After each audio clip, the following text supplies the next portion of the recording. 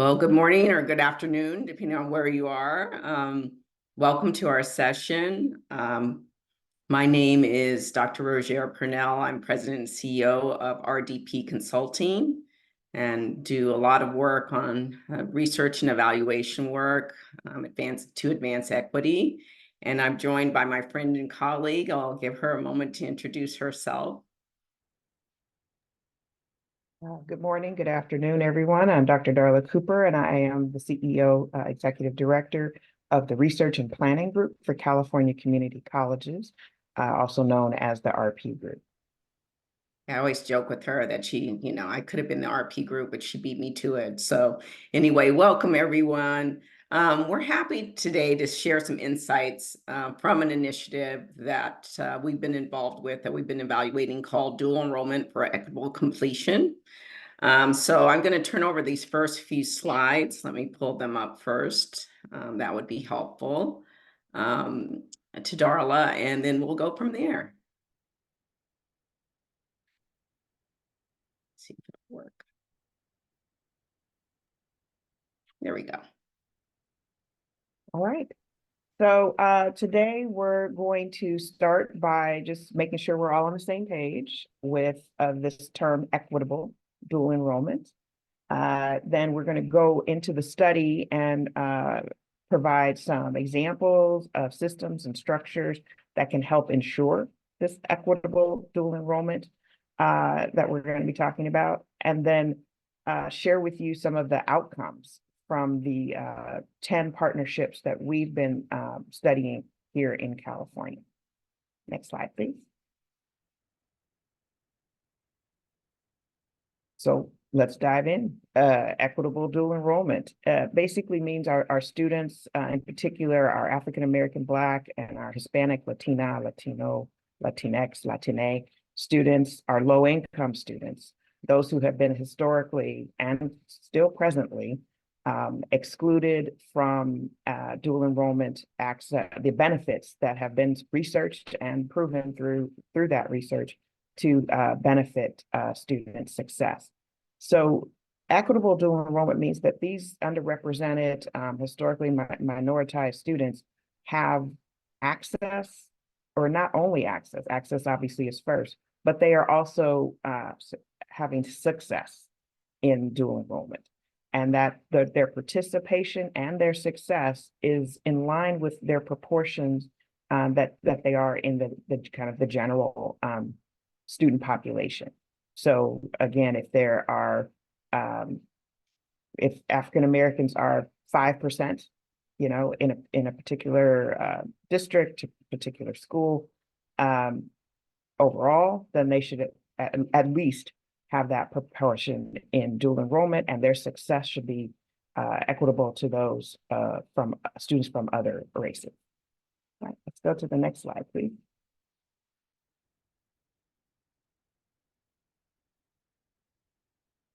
So the study that we're sharing with you today is for a program, and we'll show you the funders in a second, but it's called Dual Enrollment for Equitable Completion. You'll hear us refer to it as DE4, the number 4, EC. So that is what we're going to be sharing with you today. Next slide, please.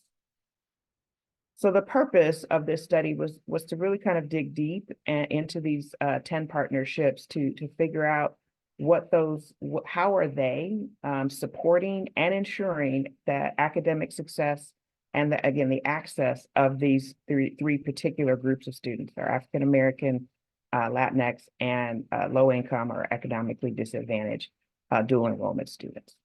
Next slide, please. So again, a little bit more about DE4EC. It is this 3-year initiative that is at least supposed to wrap up this year, but hopefully not. We want it to keep going.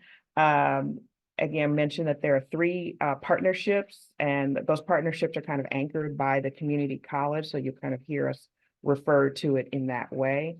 And then whatever their partnerships are in terms of K-12 districts. This initiative is funded by College Futures Foundations, Tipping Point Community, and the Gates Foundation.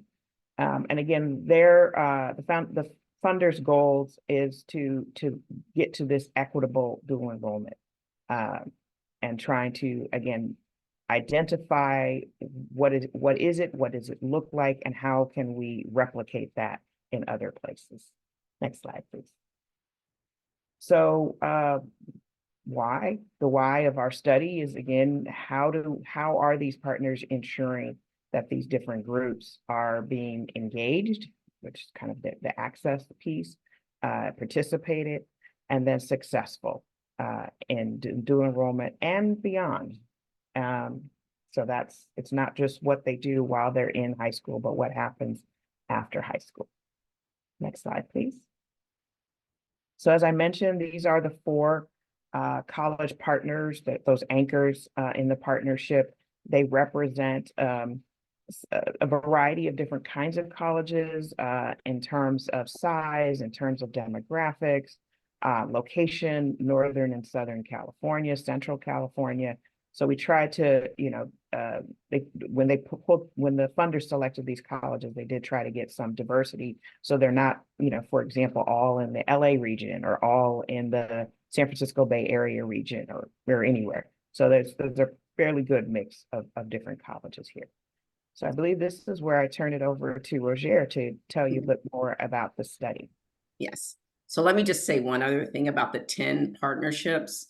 So we've listed the colleges here that are the anchor partner, but obviously they have K-12 partners as well, since this is dual enrollment, and some are working just with a few high schools, and then you have or even middle schools in some cases, and then you have others like East LA, East Los Angeles College, that's working with LAUSD that has very large dual enrollment obviously population. But the other thing to note is these partnerships were selected because they had committed to doing more equitable dual enrollment, as Darla said, looking at the proportion of different student groups, ensuring that same proportion was represented in their dual enrollment programs, or they were really known for doing things that were innovative, that were really targeted to the underrepresented groups that Darla mentioned.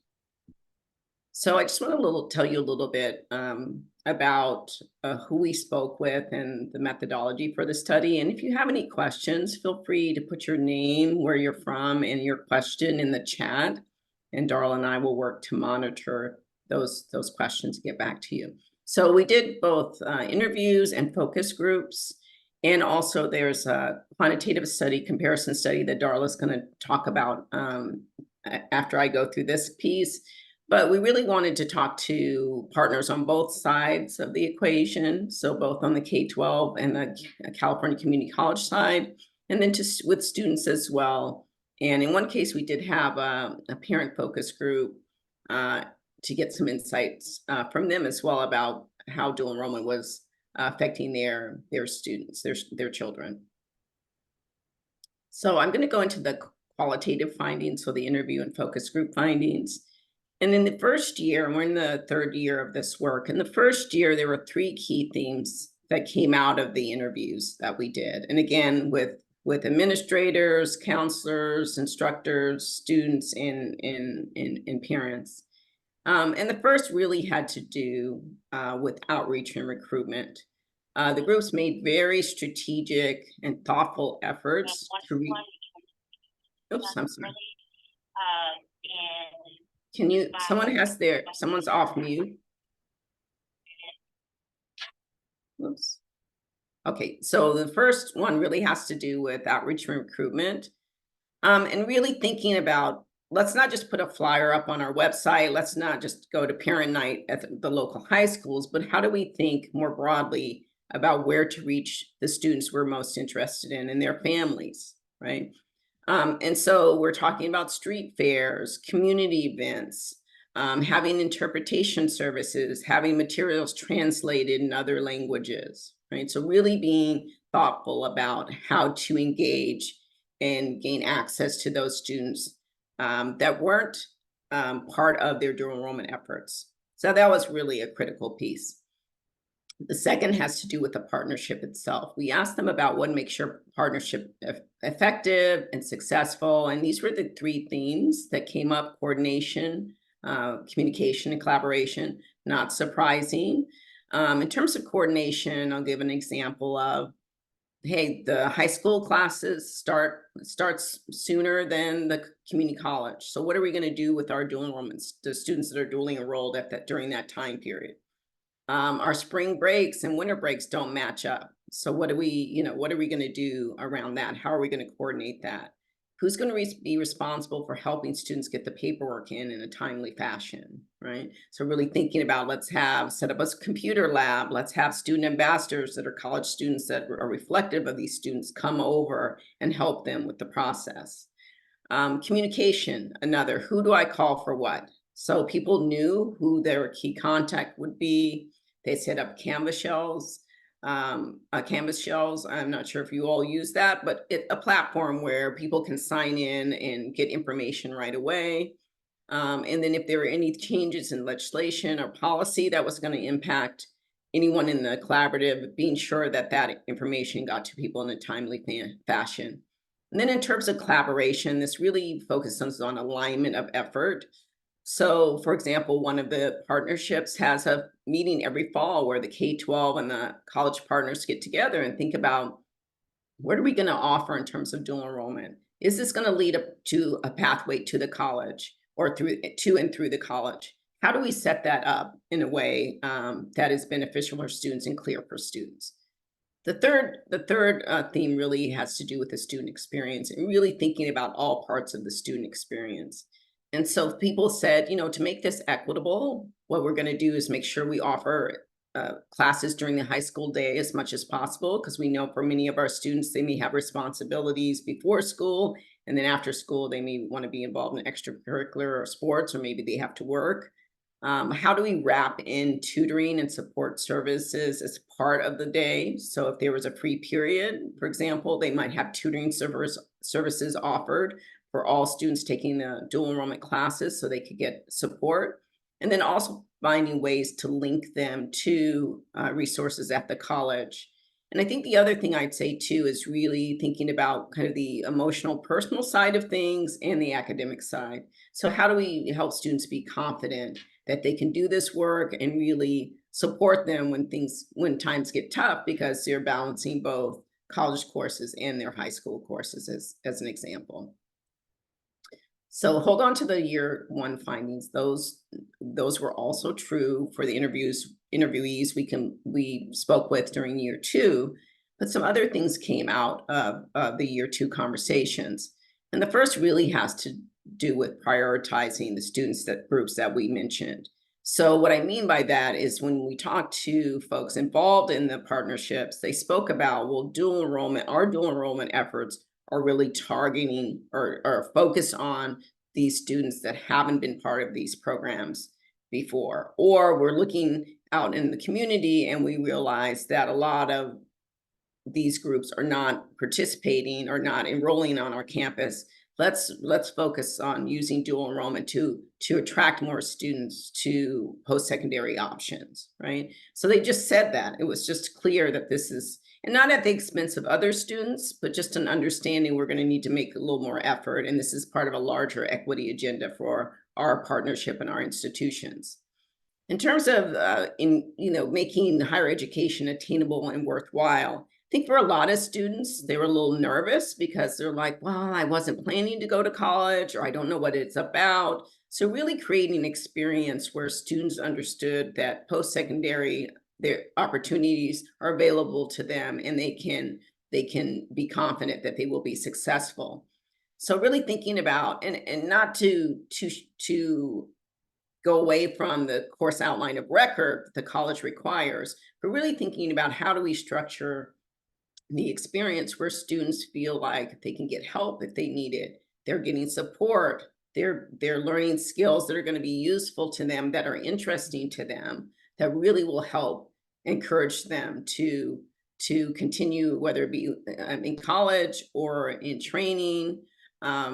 Just really thinking broadly about post-secondary opportunities. So really helping students understand the benefits and how they can access those opportunities.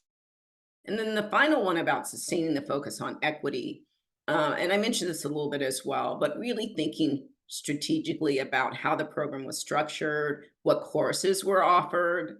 Many offered kind of a college one-on-one course, where students learned about how to navigate the college, what resources were available, did an education plan so they really can map out their classes. And I'll show you I'll tell you a little bit about the effects of that.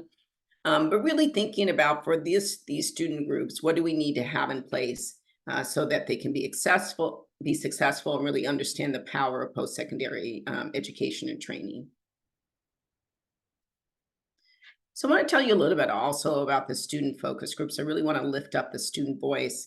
And I want to talk about these 4 components that come from David Connolly's definition of college and career readiness. It's an article from 2012. And as we reviewed the transcripts from the student focus groups, these 4 things really resonated with the comments and the experiences that students shared with us. And the first is think, and this is really about different cognitive strategies that are useful in completing your coursework. And so some are here like communication, problem formation, being able to do research effectively.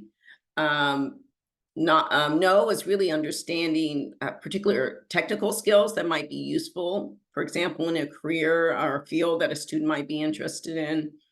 Go is really about awareness about what college costs, knowing what I might want to do in the future, being able to advocate for myself, those types of things.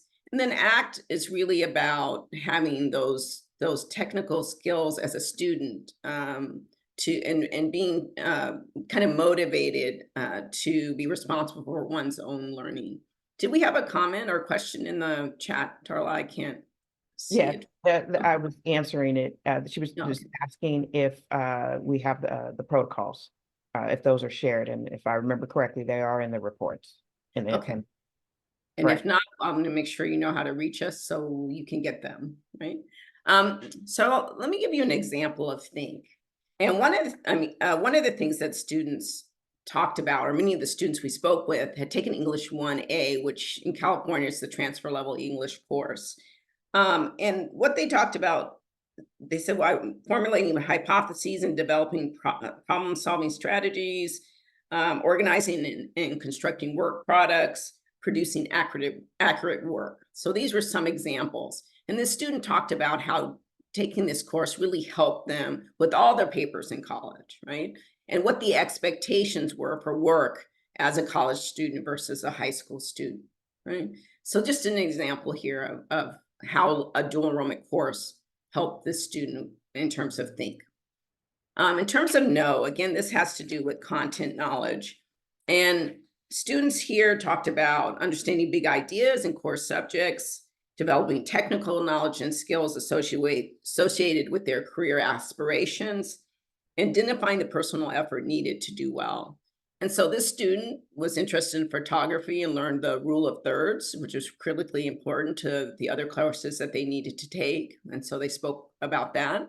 And this other student talked about being more comfortable and proficient in presenting, which was something they did more of in college than in high school. And this is something that they gained from their dual enrollment course. And then go is really about knowledge and skills to kind of transition from high school to college and beyond. So it was really interesting. Students talked about, hey, I know what courses to take for college.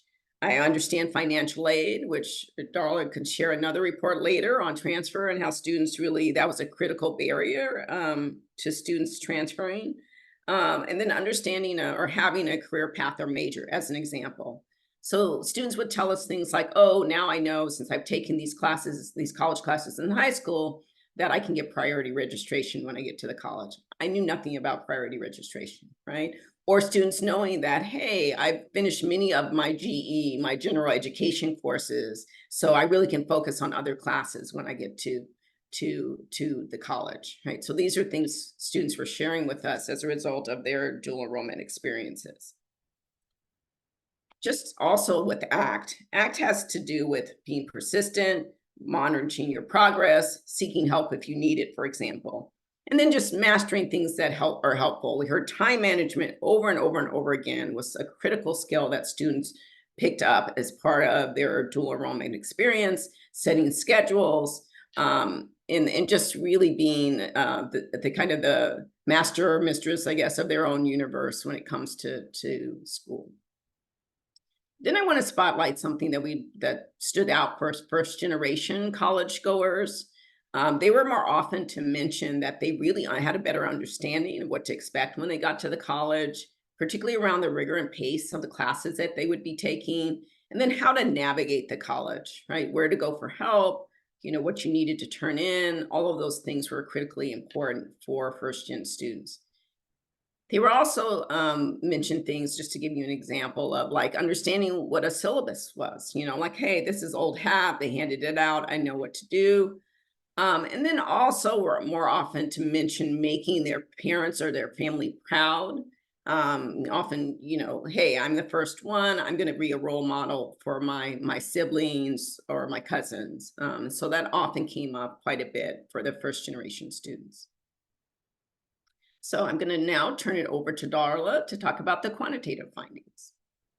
And Roger, I was looking at the report, and it actually, the protocol is not there. Okay. I think it might have been in an earlier version that I saw, but I don't know if any of the resources, if while I'm talking, maybe if it's there and it's in one of the other reports, just to be prepared for that, or I guess if it's not in any of the reports, as you said earlier, make sure that people have a way of contacting you if they want to get those protocols. Okay. And then we'll probably just maybe put them on the website, or at the end, we have our contact information. So we'll get those out if people want them. Great. So we both, Roger and I, believe in big proponents of mixed methods research. I come more from a quantitative background originally. Roger comes probably more from a qualitative background originally, but now we both are in both. We both, most of the time, any study that we are designing, we try to come at it from both angles. And we really feel that any research that you do, whenever possible, whenever you have the ability, the funding, et cetera, you want to try to come at it because it is so much stronger when you have both the summative and the formative, when you have both student and in this case, practitioner voice coupled with outcomes, numbers, because, some of us are numbers people, and the people are going to say, show me the data, right? Show me the numbers. Other people want to know, well, what are people feeling? What are people thinking? How are they experiencing it? And so if you're able to tell both sides, basically, of that story, and then in most cases, what you find is that they corroborate each other.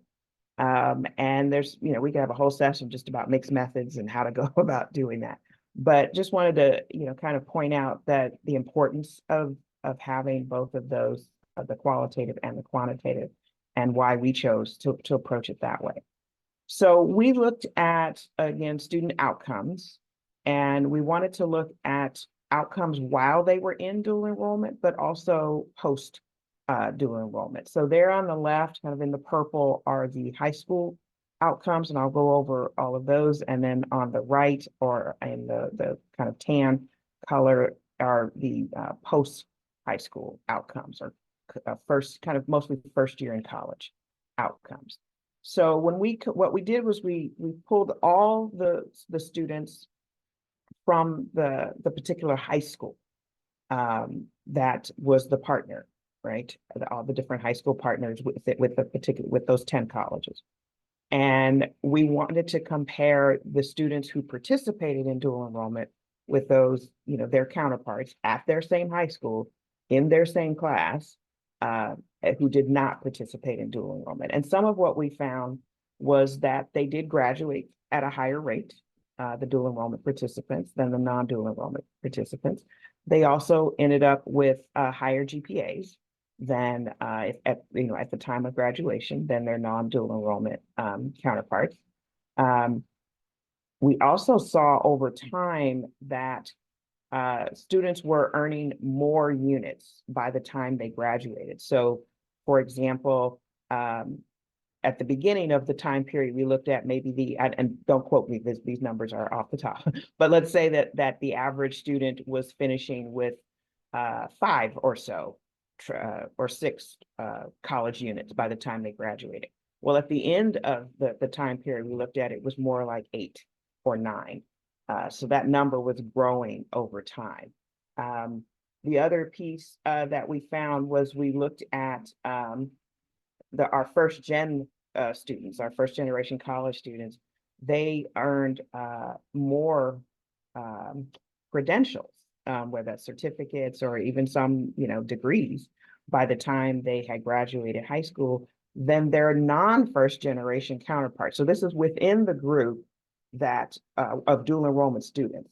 Okay, so we also looked at a lot of things just within the dual enrollment group in terms of comparing first generation students to non-first generation students, and we also looked at again the population of our African American Black students and our Latinx students, and looking for some of those differences. And there's a lot more.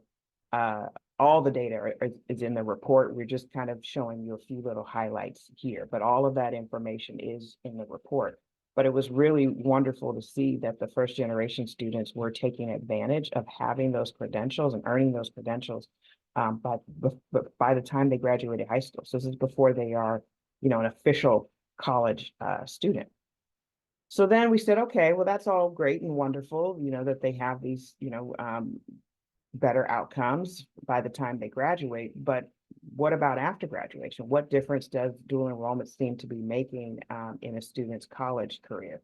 So the first one is that they were more likely to go to college, period, than the students who did not participate in dual enrollment at their high schools.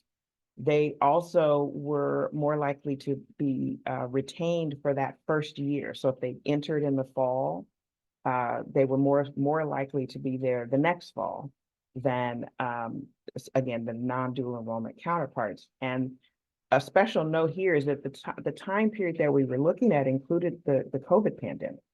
And so, a lot was going on at that time. But what we found was that those dual enrollment students were being retained even during especially even during the pandemic, than their non-dual enrollment counterparts. So something about being in dual enrollment, and a lot of what Roger was referring to earlier about kind of the skills and knowledge that they picked up during dual enrollment, prepared them for college, not just kind of academically, but even in terms of resilience and being able to kind of weather the pandemic and stay in school. When we looked at our Black and our Latinx students, their retention was also higher than their counterparts compared to other Black and Latinx students who did not participate in dual enrollment. So again, there's something about having this exposure, having this success in high school, and knowing of what college is and what to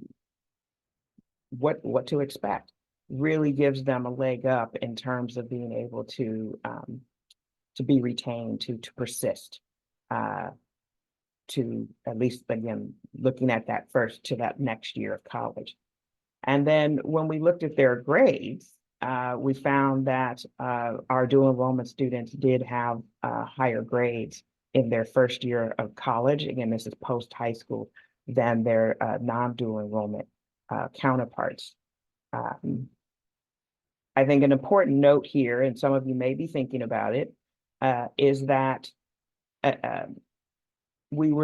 obviously one of the questions with a study like this is, well, how do you know that these students wouldn't have been successful anyway? Like, how do you know that the dual enrollment students were already the more successful students? And so it's like the deck is stacked against, or in our favor, I should say. But what we found was that when we kind of compared some of the demographics of who was participating, and we looked at several other things, we did not find evidence that seemed to support that. We were hoping to get data that would actually tell us kind of that what was their pre-dual enrollment GPA. Unfortunately, that data those data have been very difficult to obtain. And so we haven't been able to do that yet. We're hoping at some point in time we'll be able to access that information and hopefully prove our suspicions that it's not just the cream of the crop who's going into dual enrollment, and that it is truly equitable. Because again, when we looked at the comparisons of demographics and other data, we just didn't see the evidence to support that that's the reason why we are seeing these outcomes for these students. Oh, and this was from what, 2015 to 2020, these data? 2021, I believe, yes. Okay. All right. Oh, this is the link to the web page. We said that we would provide, and I think I was going to also put it in the chat because most people are some people are on their phones, but some people are on their computers. So I pulled it up so that I could copy and paste it here into the chat. And Darla, can you give a little preview of what will you plan to do in this third year in terms of the quantitative data?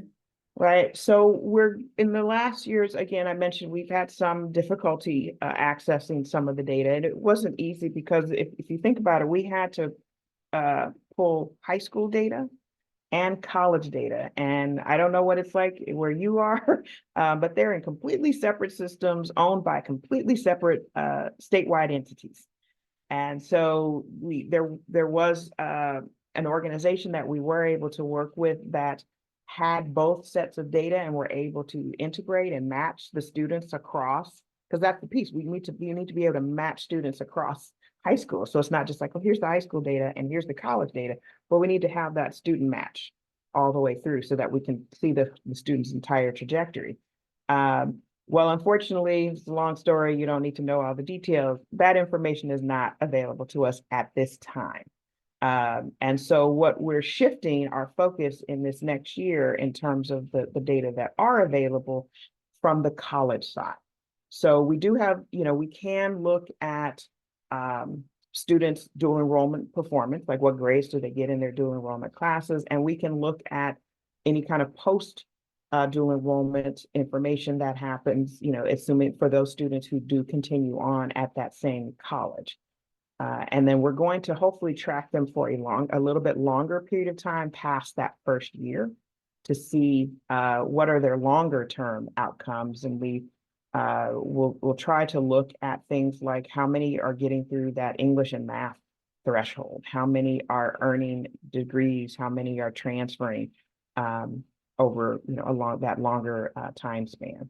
So that's where we're going to focus, because that is where we are able to get those data, again, just kind of on that college side of the equation. Yeah, we're pretty excited about that. We found that most of the students that were part of the study, the quantitative study, were attending the community college partner. We were going to that college. What's it like 77%, like 3/4 of them were continuing on. And so really you understand a very strong relationship was built. And I'll just mention we'll also be doing site visits with 4 of the 10 partnerships as well.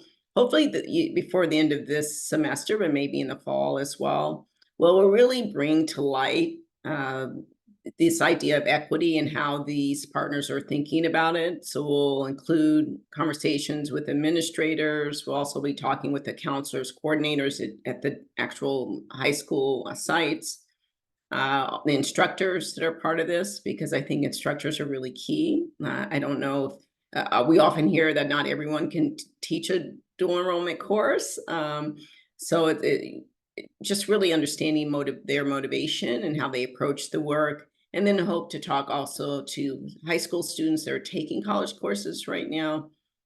And then those that have graduated who participated in dual enrollment programs while they were in high school that are now at the participating colleges.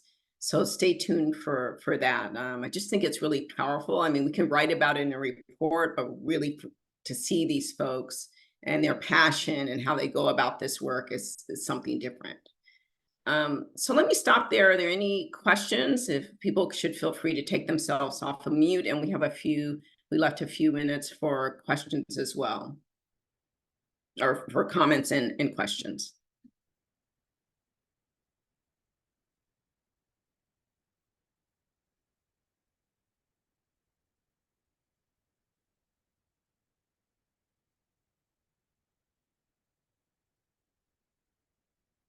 No questions?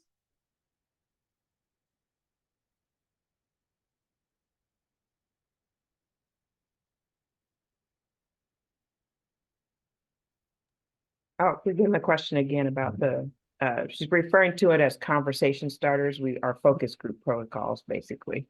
Yeah, we went back and forth about whether to put them as part of the report, which the initial report is super long. So I think what I'll do is maybe just add a link to our website, to the website. If you go to the link that Darla shared and click on the resources tab, it's kind of towards the top middle on the right.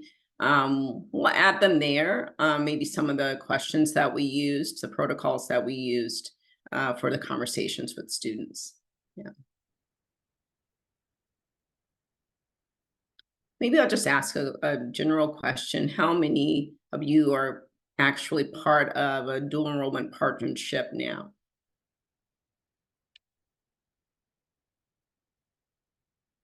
You can use their reactions or the hand raising, either way. Okay, great. So how many would you say are part of maybe an equitable dual enrollment partnership, given kind of what we shared?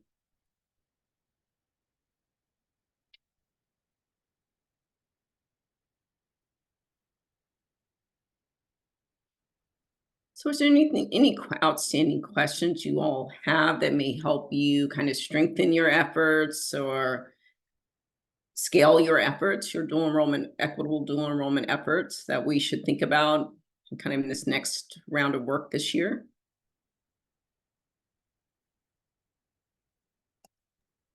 We've got Brad in the chat said that he's part of a partnership, but it is not equitable.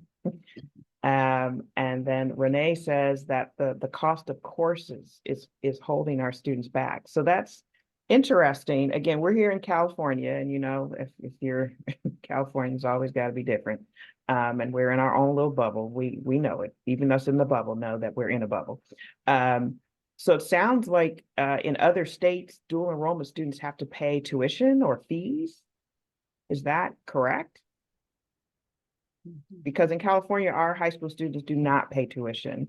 And many schools have programs to help with the textbook cost as well. So apparently the students do have to pay in other states. So that could be that's a huge barrier to equitable access for sure, and obviously success. So this is close this so I can see. Yeah, definitely transportation Yeah. costs are a barrier for our students. But in California, Assembly Bill 288, when was it passed? I think it launched in 2016. It's called College and Career Access Pathways. Excuse me. Allow the K-12 and community college districts to work together. So it's district level work, focus on students that may not be initially college goers, be struggling academically, including students that may be, as we call here, an IEP or a 504 plan, and really saw dual enrollment or included dual enrollment as a way to help students kind of get up to college level so they could be ready to take college classes, and also with a focus on building pathways from the high school to college. So that was another critical change here in California, and then students couldn't be charged for anything as part of it. So that made a huge difference in what we're seeing in terms of more equitable dual enrollment. Roger, I don't know if you want to stop sharing just so you can see the Oh, chat. sure. It's blowing up. Oh, yeah. I Hi, can't, Nick, how I are can't you? read it all. But I will Yes. summarize some of this. It looks like North Carolina might have a similar program to California in terms of the tuition-free But again, we over here in our little bubble, and we're just kind of assuming that, you know, making students, high school students pay for it. And plus it's dual enrollment. So it's kind of like making them pay for high school. Because at least here in California, they're getting, when they take a dual enrollment class, they're getting both college and high school credit. So they're able to use those college courses towards their high school diploma as well. So I guess that's why here in California, we're like, well, we don't make students pay for high school. So if they're taking the class and it's like making them pay for high school. All right, Roger, there is a question in the chat, and then I see someone also has their hand raised. I'm not sure if Okay.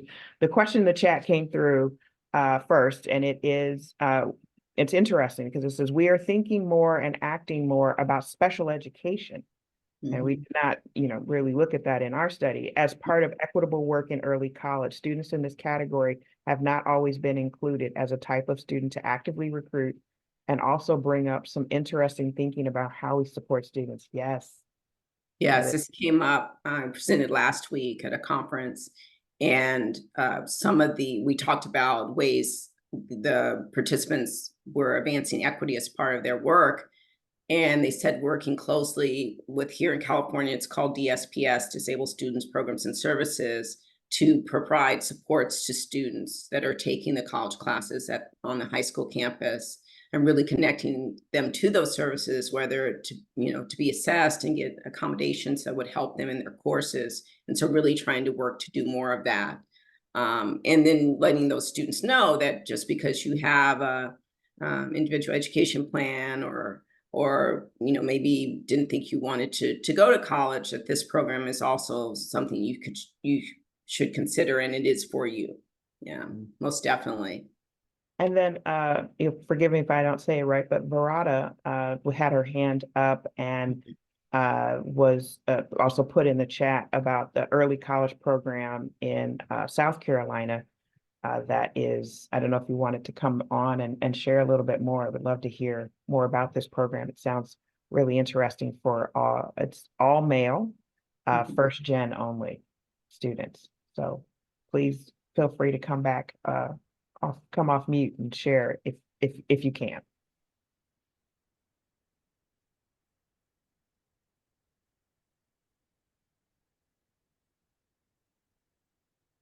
We should say too, that we did briefs, so there's a larger quantitative report. You have the executive summary. It's multiple pages, really breaks down everything by race and gender, every single question. If you have insomnia and you feel the need, it might help with that. But it's some interesting findings. But we also did a brief. We did some briefs. There's 3 briefs so if you want just a shorter snapshot of some of the key findings. And we did look at pull out data for male students, because we did find that their numbers were not proportional, their dual enrollment numbers. And so we do take a look at that, and there's real opportunity there to recruit. So, and do specific programming for male students. So thank you for that. Are there Roger, questions or comments? there was a shout out to you specifically in your experience with Gateway. Yeah, I said, hi, Nick, how are you? Yeah, I worked with Gateway to College at Laney College, which is in Oakland, California. Program designed for students that have aged out or left high school for whatever reason, have opportunity, in the case of the program at Laney, to come to the community college classes and take college courses that help them earn their high school diploma, and obviously um, advance on their road to being a college graduate. So yeah, I can't believe it's been 9 years since I was there, but yeah, it's been, I think, almost 9 years. So it's been a long time. So Well, good to see that you, means Nick. we've known each other for, well, let's not put it. Don't even say, don't even Okay. say. All right. Other questions? Just wanted to acknowledge Verada. She's saying she has microphone issues, or else she would love to come on and talk about the Viking Early College there in Spartanburg, South Carolina.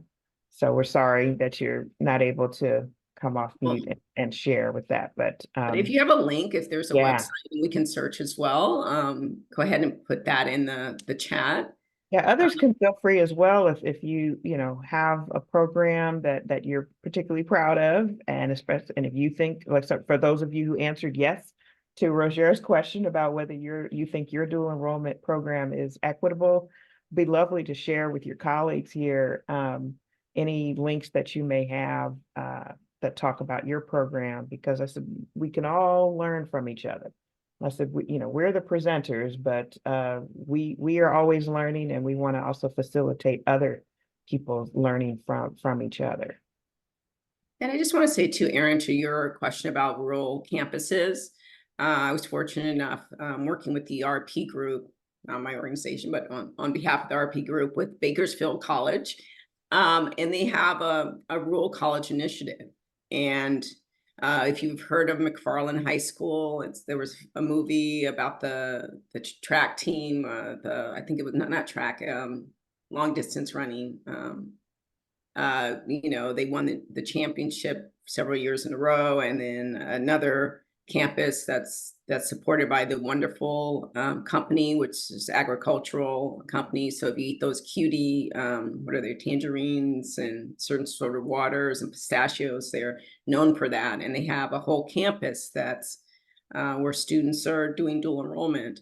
And many of the students never make it to Bakersfield College. It's all because it's so far away, and that doesn't matter. It's really about increasing economic opportunity in the region, and they see dual enrollment as a critical part of that. So many of the high schools that are involved are in rural areas and not at all near the college, and students may not even come to the college unless there's a concerted effort to bring them there to meet the counselors and things like that.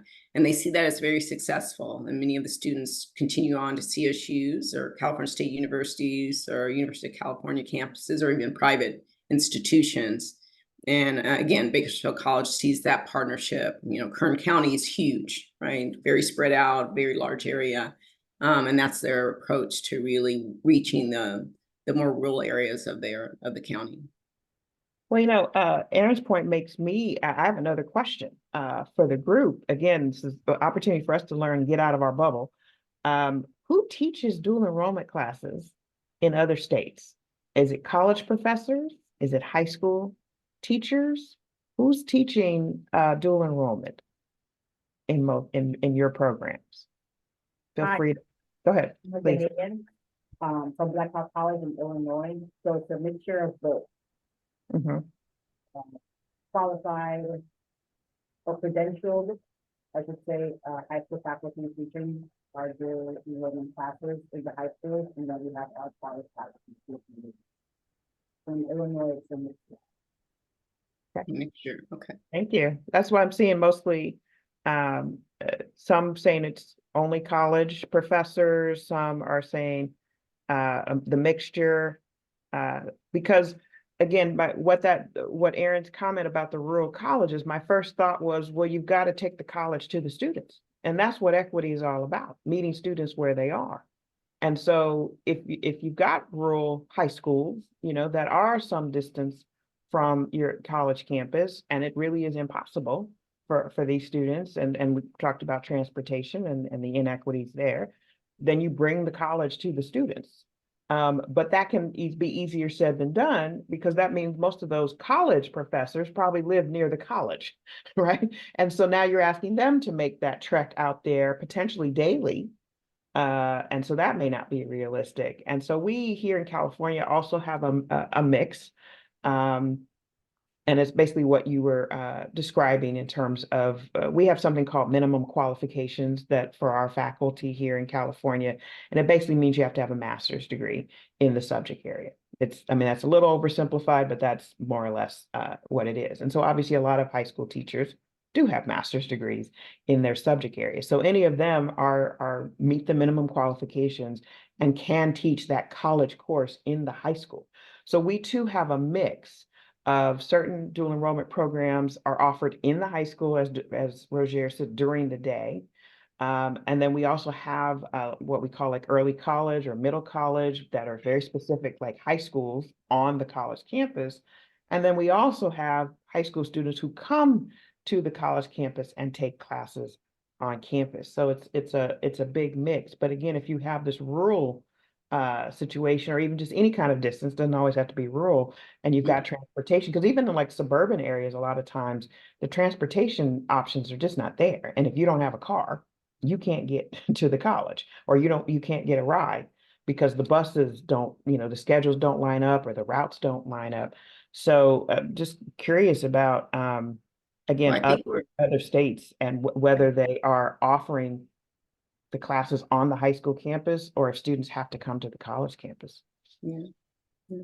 Well, I think we're at time. I forgot we're at, we didn't have as much time as I thought, but thank you so much, everyone. We'll look to put the protocols on the website. You know how to reach us. So just reach out if you have other questions. So thank you so much, everyone. Thank you. Have a good day.